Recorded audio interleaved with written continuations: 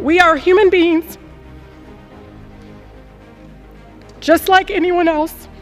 My city, my grandmother, like all Palestinians, just wants to live her life with freedom and human dignity we all deserve.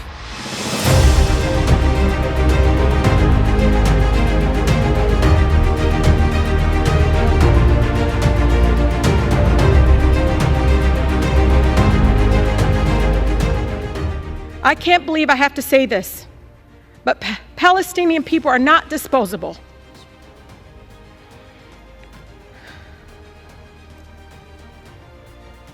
Speaking up to save lives, Mr. Chair, no matter faith, no matter ethnicity, should not be controversial in this chamber. The cries of the Palestinian and Israeli children sound no different to me. Why?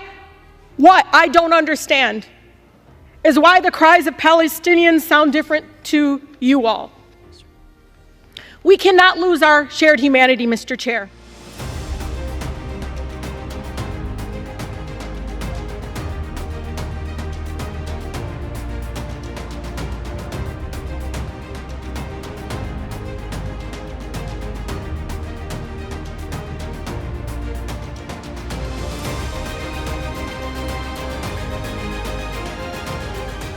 But let me be clear, my criticism has always been of the Israeli government and Netanyahu's actions.